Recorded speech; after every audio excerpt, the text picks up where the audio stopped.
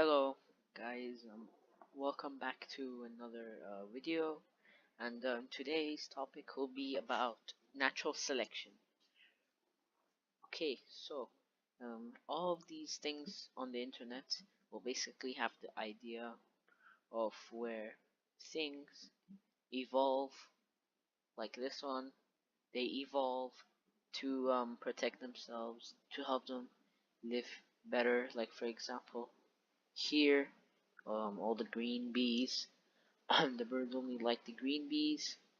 They get eaten, so only the yellow orange bees will be left over. So then these orange bees will, so soon these green green beetles might get extinct, and then these orange ones will remain. So then these orange ones will pass on their genes and reproduce and make more. But then again, this might adapt to eat this, and then yeah, the cycle always continues.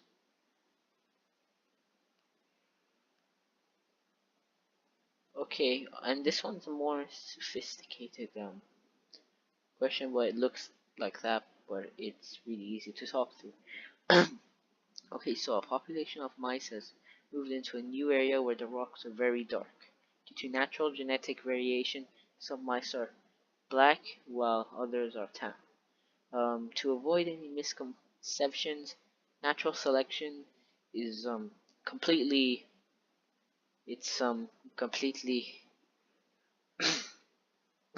it's completely like it's not they're not made for a reason. It's completely random. Yeah, it's completely random. So these were they're different colors totally at random. Okay, some mice are eaten by birds. Tan mice are more visible to predatory birds than black mice. Thus, tan mice are eaten at higher frequency than black mice.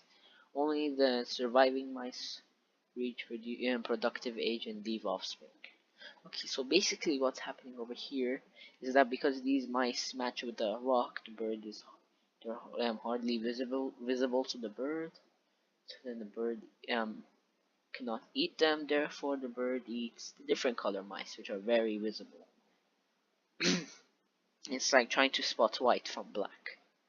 Okay, so what else happens is that these very soon might die out, so they cannot reproduce. They cannot pass on their genes and make more.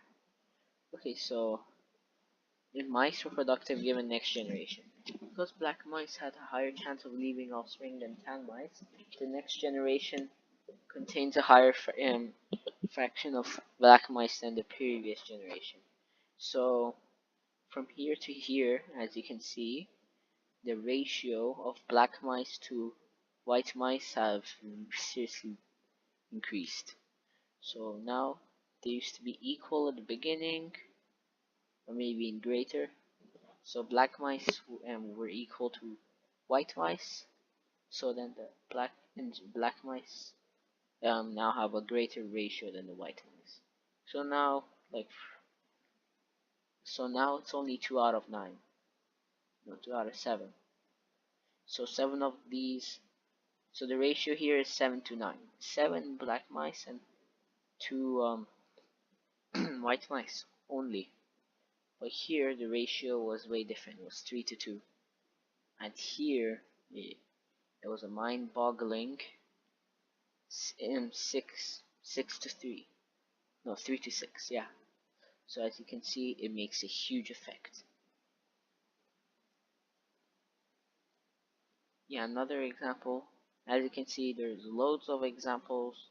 There's also Darwin's finches as well, and as you see, so there's genetic variation. So let's recap. This is what I've been talking about. Okay, so variation is there is a genetic variation within a population that can be inherited. So this is yellow and brown. Competition. Over Overproduction of offspring leads to competition for survival. So they're basically right now like fighting for survival. Yeah, the jungle kind of style thing. Okay, adaptations. Individuals with beneficial adaptations are more likely to survive to pass on their genes. So because it's brown, so the tree is brown. Same thing. The person can can barely see this compared to this. This is very visible. So yeah, over many generations, there's a change in allele frequency evolution. So basically, the ratio to brown to yellow changes to maybe more than thrice or twice the amount than yellow. So like maybe 1000 to 200. Yeah, it has a lot of, has huge effects. Okay, so once again, thanks for watching. Oh yeah, and this is a very common example too. So completely by accident, a giraffe with a long neck and a giraffe with a short neck are born. So it kind of looks like a cow and a bull. Okay, so because this giraffe gets to reach its neck and eat the what is it? Yeah, the long neck giraffe gets to pass on its genes and reproduce, but this one sadly the cannot reach its food, therefore it cannot pass on its genes. So as you can see here, just dies, and in a few moments time, it will get extinct, just like it did. Just like the fact that only the long neck giraffes exist today. These short necks don't exist anymore because they've gone extinct.